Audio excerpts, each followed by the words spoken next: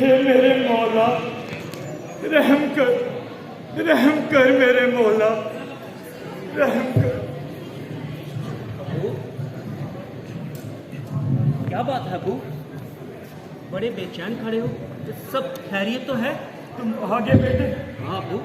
अरे मुझे तो तुम्हारी ही फिक्र लगी थी। पर क्यों? अरे तुम तो जानते ही हो कि कश्मीर के हालात दिन ब दिन बिगड़ते ही जा रहे हैं। इसलिए जब भी तुम बाहर जाते हो ना बेटे, तो मुझे एक डर सा लगने लगता है, डर सा लगने लगता है बेटे। अब मैं कोई छोटा बच्चा थोड़ी हूँ, आप खामखा मेरी फिक्र ना किया करें। हाँ मगर अबू, मैं कई दिनों से देख रहा हूँ कि आप दिन भर खेतों में काम करते हैं, थक जाते हैं, फिर भी खेतों में काम करते हैं। अब आपका बुढ़ापा आपको काम करने की इजाजत नहीं देता अबू। वालेकुम अस्सलाम। कहिए, कौन हुआ? हम खुदा के बंदे और इस्लाम की खिदमत के लिए हम तुम्हें अपने साथ लेकर आए हैं। नहीं, मैं आपके साथ नहीं जाऊंगा। खुदा के बंदे? अरे तुम अपने आप को खुदा का बंदा कहते हो? अरे खुदा का बंदा तो वो होता है जो गरीबों की सेवा करता है, उनकी मदद करता है। अरे तुम लोग तो गरीबों के घरों को जलाकर राख करते हो, मासूम बीवियों से उनके सुहाग गुजार लेते हो।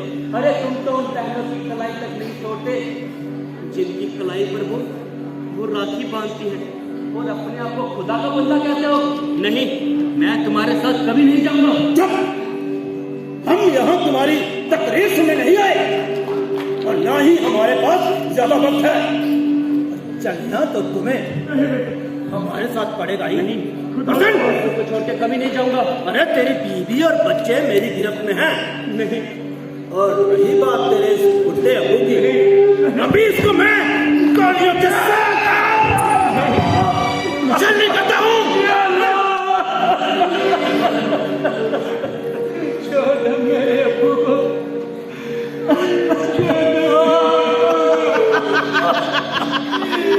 छोड़ मेरे बीबी और बच्चे को। तुम क्या कर रहे हो? चलो। छोड़ दो मेरे बेटे को, खुदा के वास्ते मेरे बेटे को। या अल्लाह, मेरे बेटे की हिफाजत करना मेरे मौला। मैं कितना बदनसीब बाप हूँ जो अपने बेटे की हिफाजत भी ना कर सका, और उसे जुर्म के दलदल में जाता हुआ देखता रहा, देखता रहा। या अल्लाह,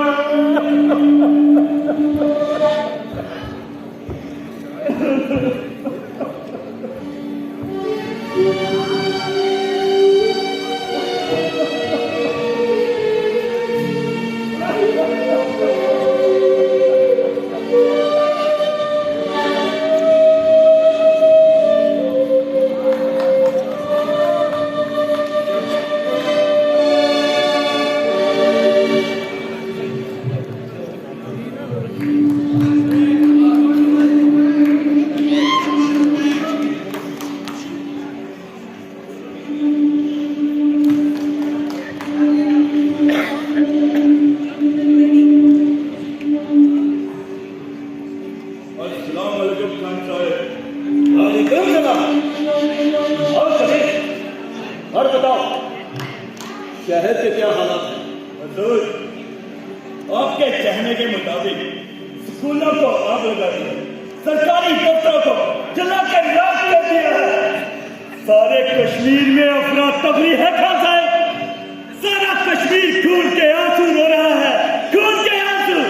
और हाँ, एक फौजी गाड़ी में अंकुश लगाकर 30 से भी ज्यादा फौजियों को मौत के घाट उतार चुके हैं।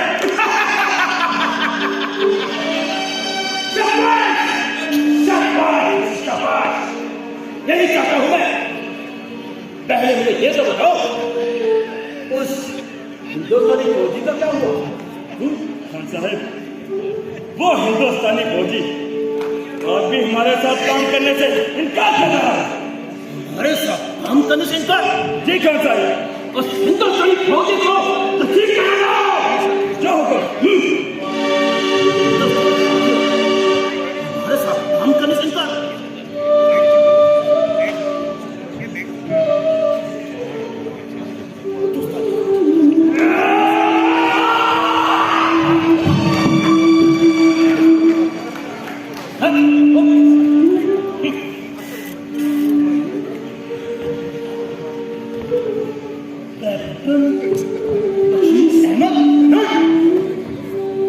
नहीं नहीं, अरे तुम एक मुसलमान नहीं हो सकते।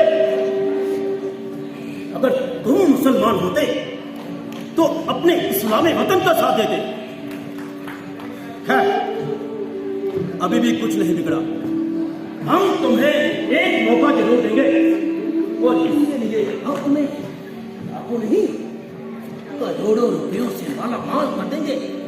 लेकिन एक शर्त, उसके लिए तुम्हें हमारे साथ मिलकर काम करना होगा और अपने हिंदुस्तान का सारा इंफॉर्मेशन हमें देना होगा।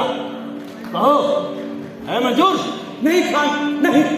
मैं मरते मरते मर जाऊंगा, लेकिन अपने देश के साथ गद्दारी कभी नहीं करूंगा।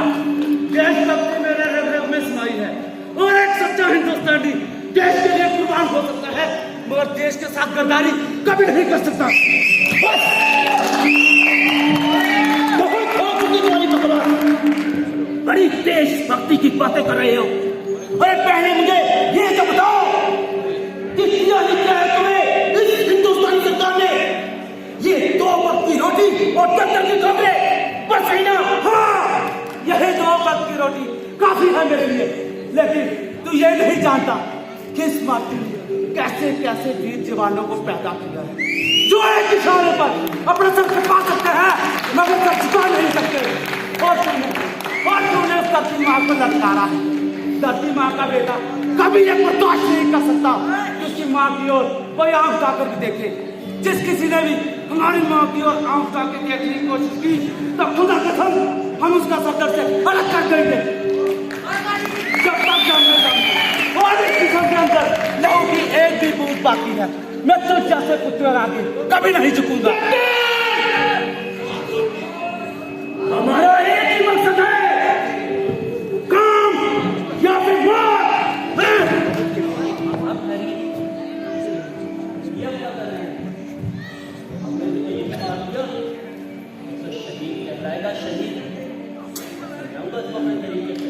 अगर माना तो ठीक, नहीं तो ठीक है खबर। अगर ये माना तो ठीक, मैं मार दूंगा।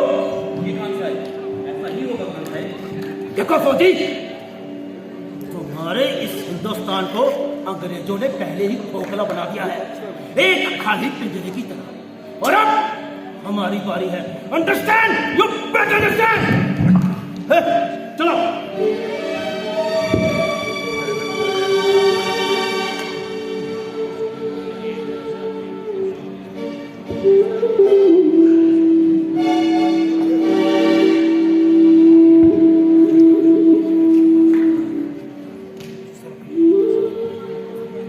अरे कैप्टन, तुम मान क्यों नहीं जाते? अरे तुम्हें जो करना है वो करो, ये बेहुदा बकवास मेरे साथ मत करो। हाँ कैप्टन, भला मैं कह भी क्या सकता हूँ कि तुम मेरे बारे में कुछ नहीं जानते। कैप्टन, मैं भी तुम्हारी तरह ही एक आम इंसान हूँ, इस कश्मीर का रहने वाला एक आम हिंदुस्तानी हूँ। हिंदुस्तानी? कश्मीर का रहने वाला एक आम हिंदुस्तानी? अरे शर्म आनी चाहिए तुम्हें अपने आप को हिंदुस्तानी कहते हुए, जो चंद सिक्कों की खातिर अपने मुल्क को बेच देते हैं। और तुझ जैसे बंदों की वजह से हमारे मुल्क को ये दिन देखने पड़ रहे हैं। कैप्टन नहीं, हम अपनी मर्जी से कुछ नहीं करते, बस कुछ मजबूरियां हैं, करना पड़ता है। मजबूरी? खैर, तुम्हारी जो भी मजबूरी है, मगर मैं तुम्हें अभी यही कहूंगा कि कार को फेंक दो इस रास्ते को, वापिस आ जाओ। वापिस आ जाओ। हाँ, वापिस वापिस आ जाओ। वापिस आ जाओ। हाँ हाँ वापिस आ जाओ। कैसे? मगर कैसे? क्या मैं ये भूल जाऊं कि मुझे मेरे परिवार से दरिंदों ने दूर कर दिया? क्या मैं ये भूल जाऊं कि मेरी बीबी और मेरे छोटे छोटे बच्चे जो अब भी इसकी गिरफ्त में है? कैसे भूल जाऊं? कैसे भूल जाऊं? कैसे भूल जाऊं कैप्टन?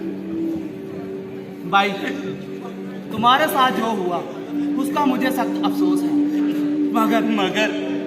मगर क्या कैप्टन? मगर क्या? यही मैं तुमसे पूछना चाहता हूँ, यही मैं आप सबसे पूछना चाहता हूँ। क्या होगा मेरे बीबी और बच्चों का?